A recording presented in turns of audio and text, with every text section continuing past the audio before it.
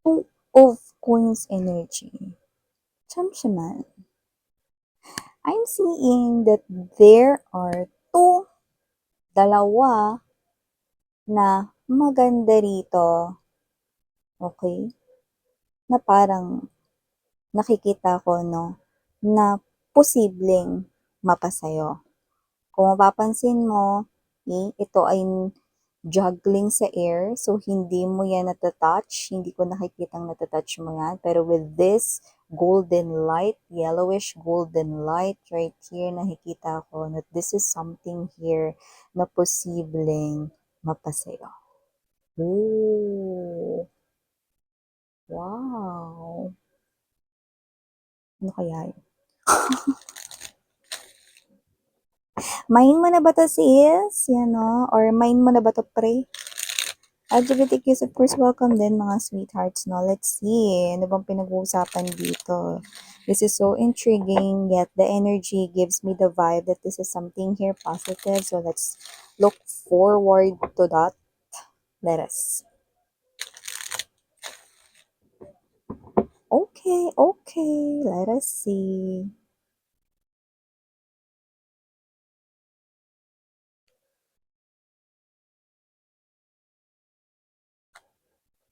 Oh, wow. You know, kung ano yung nakikita ko dito na right off the bat right here, no, I'm seeing that you can have both worlds right here. Anong ibig ko sabihin doon? Meron ka ditong both money and love. So, wow, we have here the Queen of Coins energy. Wala tayong gender dito mga babes. This is someone here, no, who is very abundant when it comes to money. So I'm seeing that there is something here na drastic change, no, or dramatically na nagbabago rito sa inyong kaperahan or pananalapi. And wow, meron pa itong kapartner, no, na isa pa ritong biyaya or blessings right here, no. So, with the Ace of Cups energy, I do see na bukod sa pera, no, you can also you have the love right here, not just love, not just relationship, no, but a serious commitment right here for full of love. Yan mga babes, nabubulol pa. So nakita ko rito, no, na you can have both worlds right here, no, money and love. So if you're craving for that kind of love, then I'm seeing you having it.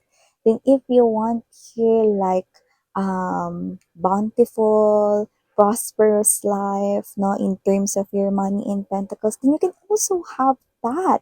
I'm seeing that, wow, okay, energies right here, no, meron dito na biyaya, no, pagdating sa pera at kakambal nito ay ang biyaya rin sa inyong pag-ibig area. So, let me see more mga babes. Nilatag naman na natin lahat dito. So, we have here the Eight of Wands energy.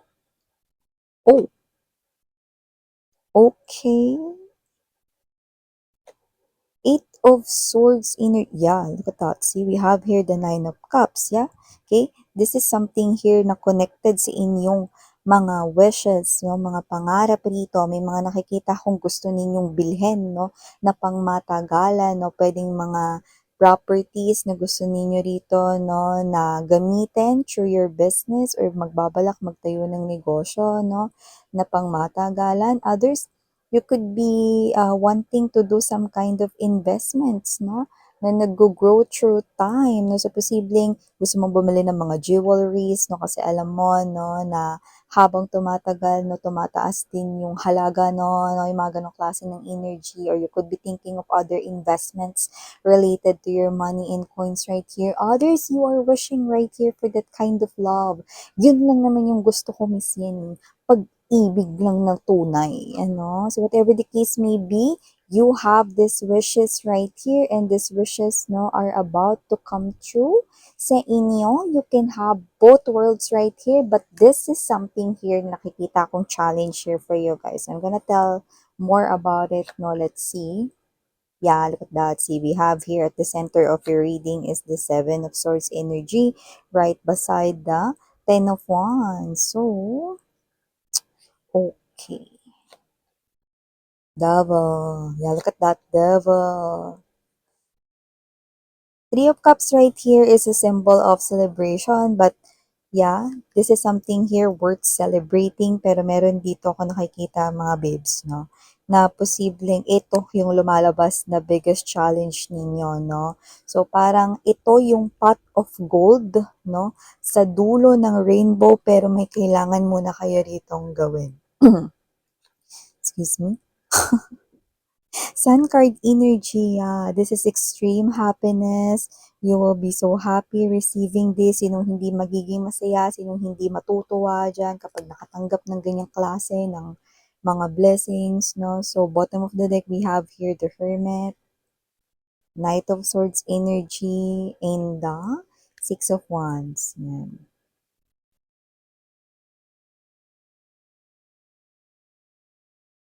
Okay. So, hi and hello there, collective. Happy Sunday, everyone. Hi, new subscribers. My name is Yan. Welcome po dito sa ating channel. And yun nga, kung hindi nyo pa knows, mayroon pa po tayong other channel. Link is down below sa ating description box. So, if interesado kayo, i-click lamang yan para makapanood din kayo ng mga readings, no, for collective signs. Kahit na anong zodiac sign ninyo, pwede kayong manood at makinig doon.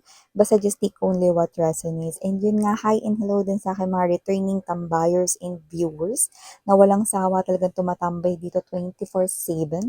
Thank you so much mga babes, no? And yun, wala rin tayong gender dito, kagaya ng binanggit ko kanina. So, babae, lalaki, LGBT, lahat welcome. Pwede rin pong magkapalit-palit yung mga roles dahil possible talaga yung mangyari kasi isa itong general reading.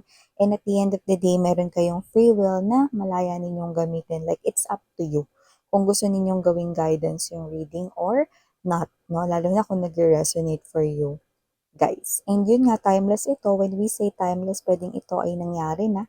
Sa iba nangyayari na ngayon at sa iba ay mangyayari pa lang. No? Pero mukhang sa nakita natin dito, ito ay mangyayari pa lamang, no, for a lot of you guys, no? For many of you guys, no, yung nakita natin dito. So, kagaya ng binanggit ko kanina, sinong hindi magiging happy kapag ka naka-receive ng ganitong klase ng blessings and mga babes, no? We have here money and love. See, you can have both. Hindi ka na kailangang mamili, no? So, meron ka niyan dalawa, no? Kumbaga parang yung isa, no, nakuha mo dito ng libreng-libre, pero parehas ay jackpot, 'di ba? Jackpots with S.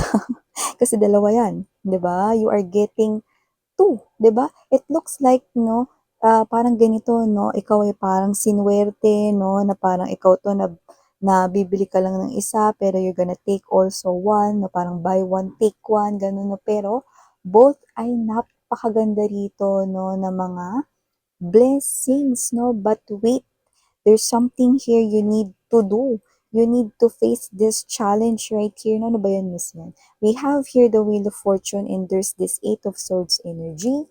And I do pick up, no, na meron dito very strong devil energy. Huwag kang mag-alala, hindi niyo yan X. Yan ang nakikita ko rito, no, na magre-resurface, babalik ulit dito ang isa ninyong old habit, no? Ibig sabihin meron kayo dati, no, na unhealthy or hindi magandang habit or ginagawa noon na posible na gawin nyo ulit ngayon. Which is yun yung dapat na hindi ninyo gawin ulit. No? When we say old habit, no, it could be bisyo, vices, no? So, kung meron kayong parang feeling ninyo, ano ba yung mga ginagawa ko dating hindi maganda, nakaka-apekto pala yun sa mga wini-wish ko, then you're right. Okay? So, ano ba yun? Bigyan ko kayo ng example, no? Yung basta yung hindi nakakatulong sa inyo, no? But you keep on doing that kasi it gives you pleasure. It could be part of your obsession, 'di ba? So, yung iba pwedeng kasi noon mahilig kayo, no, na magsugal, 'di ba? So, yun ay isang unhealthy habit, no? Ano pa? Pwedeng mahilig kayo na manigarilyo, no? And yung iba posibleng chain smokers, no? And possible na hindi ito nakakabuti, of course, no, sa one's health, no? So, possible na yun ay isa rin, kabilang din, no? Kasi yun ay unhealthy habit din. No? Ano pa, no? Basta kung ano yung too much ninyong ginagawa noon na alam ninyo na hindi tama, no, or may mali doon at naapektuhan ang inyong body, mind, no, ang inyong health, no, possible din yun mga babes, kung saan old habit will return, but you need to, Seven of Swords energy, avoid it. Yan.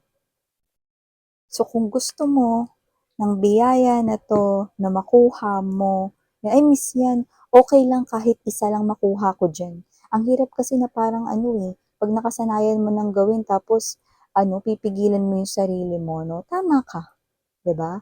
Pero ito ay isang old habit na negative. So, ibig sabihin, posibleng meron kang gawain dati na alam mong hindi maganda, no, hindi nakakatulong sa'yo, no, then, yung iba nakita ko na nahinto nyo na yun, 'di ba? It could be anything, hindi lang yung mga binanggit ko na yun, no. May mga sitwasyon din, baka may mga manners din kayo, no, na parang pag sobrang galit na kayo, no, pwedeng part na ng expression ninyo noon na yung nagmumura kayo ng talagang ang lutong-lutong, 'di ba? Yan, no, example lang yun mga babes, no. So, may mga gano'n, no, na parang nakasanayan niyo na before, na parang natanggal niyo na, no, tapos ito ay magre-resurface, no. Usually, kasi nagsimula na ulit ang ating Mercury retrograde, no. So, yun mga babes, nagre-resurface talaga dito, no, yung mga bagay na, mga nangyari noon, may mga maaalala rin kayong mga memories from noon, pero ito kasi, it's all about you, yourself, okay? And your old bad habit. So you need to stop doing it, no? Kapag na-realize mo na, oh, naku, ito na naman, ito yung dati ko, natigil ko na to no? So, pag ito na parang tinatawag kayo, nakarinig kayo rito na parang nakasale yung sigarilyo, mga ganun. Then, no, nagawa mo na nga yan, no? Nakaungos ka na dyan, mga ilang buwan mo nang itinigil yan, no? Nagagawa mo na, no? So, wag ka nang bumalik ulit doon. Okay? And also, by doing that, you keep yourself healthy. You keep your body healthy, no? Ibig sabihin, you are protecting here your body from what? Illnesses especially related to lungs, 'di ba? Sa respiratory ninyo. So I'm not a doctor, I'm just citing here examples so that you will have this clear understanding what I'm trying to say, no? Or what I'm talking about. So, yung iba, hindi yan yung sa smoking, no? Pwedeng sa pagsusugal, natigil mo na to, no? Pero ayun na naman yung kumare mo, Mare! Alam mo ba may madyungan dun?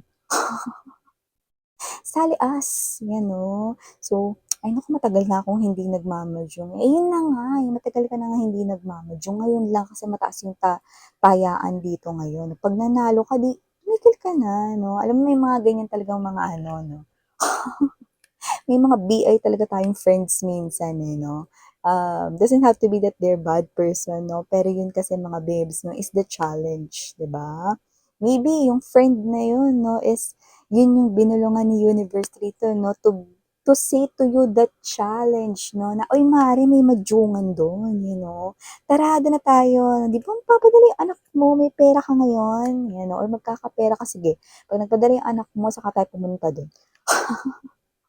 BI. So, yung iba mga babes na hindi naman about sa sugal, no, pwede rin naman, ano ba yung mga ginagawa mo dati na excessive, no? Basta yung sobra, yung too much, no, na alam mong hindi pwede, no? O kaya ito ka, no, high blood ka, no? But you keep on eating that fatty foods, no? Masarap no? Alam mo, oy, favorite mo ba yung taba sa dulo ng barbecue? Akin na lang yan, ha? Oh, high blood ko, diba? Diba? So, this is you need to, okay, prevent, avoid, stop yourself, no? Because this is so tempting with the devil energy, no? Okay, this is a proof, no, na ang bawal ay hindi maganda, no? Pero yung iba, no, mga babes, no, it could be not related to health, no? It could be other things na alam mo na hindi maganda na ginagawa mo before, no? So baka before mga babes, no, kayo to na hindi kayo nagsasabi, no, kapag ka meron kayo rito na parang plano involving others, no? So, pwede rin yun, no? Na parang, oh, ba't di ka nagsabi? Hindi mo ba alam na may mga schedules rin kami, no? Yan, no? So, example lang yung mga babes. So, hindi naman ibig sabihin na yun. Okay? Para kasing meron ditong mga nakasanayan kayo dati, no? Na tingin ko, nagawan nyo na ng paraan, pero maaaring magbalik. Bakit? Kasi Mercury retrograde ngayon, no?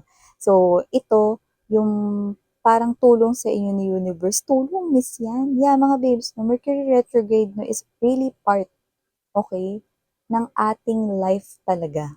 Okay? So, dito, nagbigay pa nga si universe, no? Universe is being generous to you, no? Na basta lampasan mo yung habit na yan, ito ang ibibigay namin sa'yo. Pera, unlimited pera kung yan ang gusto mo. Yan, no? Pag-ibig na tunay, kung yan ang gusto mo, then you can have both, basta iwasan mo ito. Yan, no? So, ganun yan mga babes. It looks like isa ito magandang deal, di ba? Yamis yan. Pero, paano ko yun magagawa? Nagawa mo na babes eh. Kasi nakita ko dito, iniwasan mo na eh, no? Hindi mo man mabilis na natanggal yun sa sarili mo, pero nakita ko na talagang ginawa mo ang lahat, no? Naging disiplinado ka rito, no? Kaya mapagtatagumpayan mo yan ulit, especially nandito ang Three of Cups at nandito ang Six of Wands, no? Victory, no? Pero medyo challenging, no? Medyo mabigat, no? Pero ano bang uunahin mo? Ang wish na to? Yan, no? O itong mga old bad habits na ito. No? Dito tayo sa extreme happiness kasi dito nakikita ko na pag nasungkit mo yung dalawa na yan, no? Ng dalawa talaga, jackpots ka. Okay? Nakikita ko rito na magkakaroon ka talaga ng extreme happiness, no? So, mamili ka. Iiwasan mo tong alam mo sa sarili mong unhealthy behavior, unhealthy na mga habits mo before para makuha tong mga wishes na to o gagawin mo to at parang sinabi mo na rin, ayoko niyan, universe, diba? So we have here, bottom of the deck, Hermit card energy, Knight of Swords right here, Six of Wands, no? So all you need to do is to only take actions, no, na nagiging beneficial to you at ang makatutulong sa'yo, no, na ma-receive itong real happiness na to, no, na magbibigay, okay, ng mga wishes mo, no. So, these are your wishes right here. So, huwag mo silang ipagpalit, no, sa panandalian lang na isang old habit, no, na very tempting kung pwede ka naman maging super happy kapag ka na-receive mo itong both worlds na ito. See, this is really challenging because this is something here na mahirap, no? I know, alam mo mga babes, no? Ako, hindi ko kayang iwasan yung kape. Pag wala yung kape, hindi ko kayang itawid yung araw, no? So, naiintindihan ko that this is very tempting, yan, no? Okay, so yeah, mga babes, no, ito yung mga messages right here for you guys. Thank you so much again, I'm Miriana on me, Sarang Hiya, Love in Light. Annyeong.